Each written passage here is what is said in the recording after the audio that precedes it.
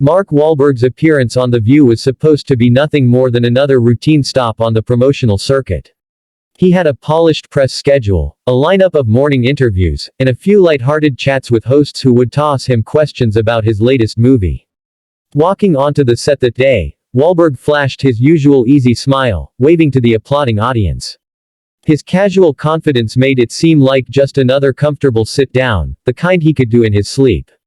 But from the moment the conversation began, there was an undercurrent in the air, a faint hum of tension that signaled this interview might not go the way he expected. Whoopi Goldberg opened with pleasantries, but her sharp, knowing tone hinted she had a point to press.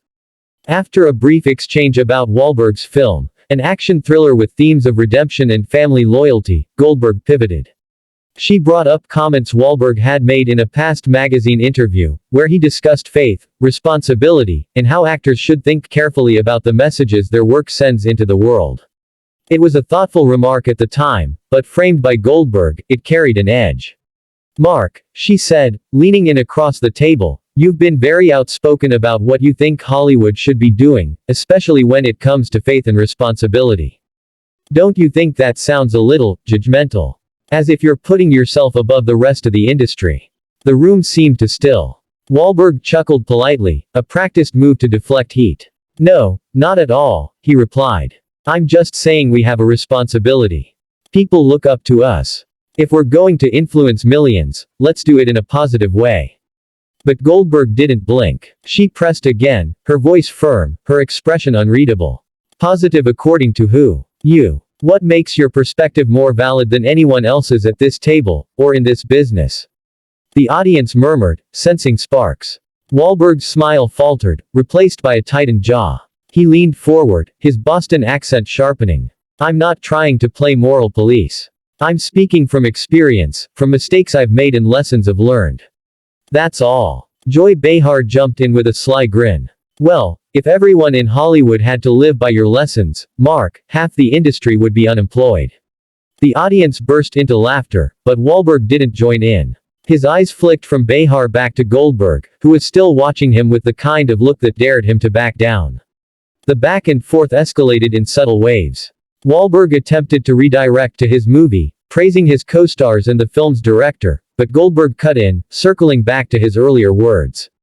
"It just sounds like you're saying there's a right way and a wrong way to be in this business. And I don't buy that," she said flatly. A low ripple of gasps rolled through the audience. Wahlberg exhaled slowly, his hand drumming lightly on the table. "Look," he said, his tone firmer now, "I came here to talk about the film, not to be twisted around like this." His posture shifted from casual guest to embattled defender. The cameras caught every detail. Goldberg's raised eyebrow, Behar smirking as if waiting for more, and Wahlberg's increasingly tense shoulders. The laughter from earlier had quieted.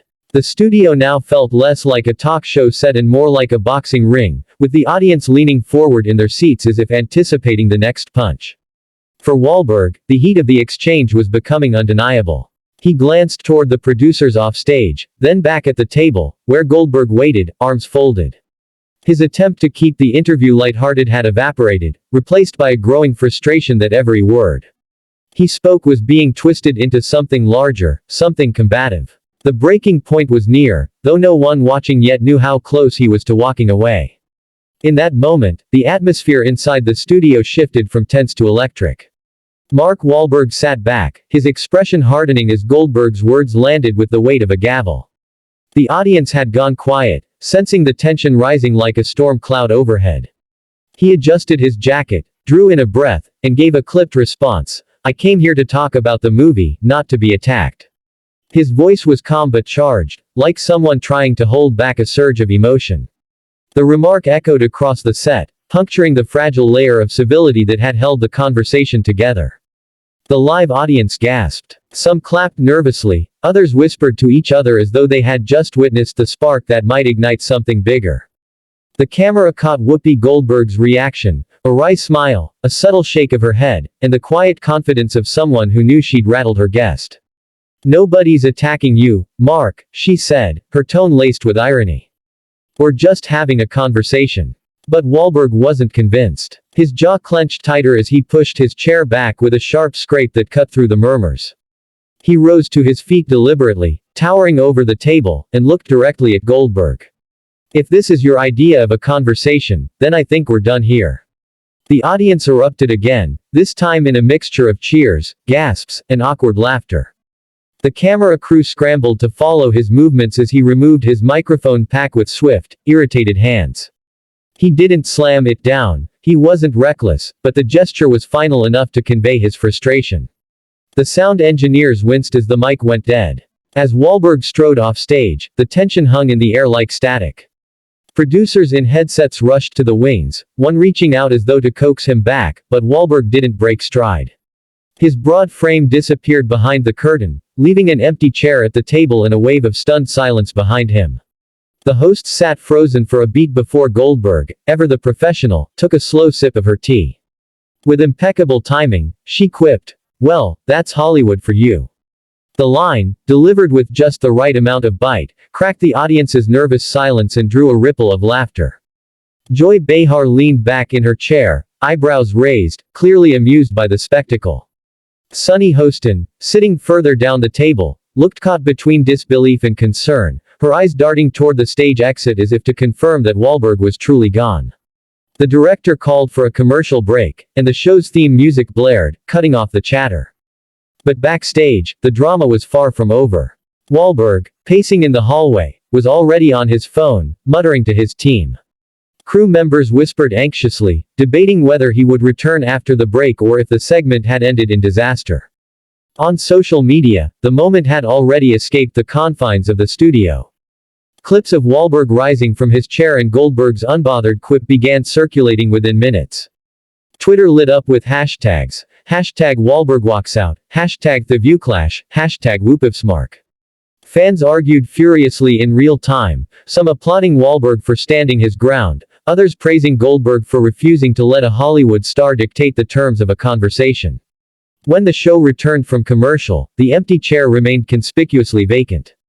Goldberg addressed the elephant in the room with her signature bluntness. "Sometimes guests don't like the heat," she said, looking straight into the camera.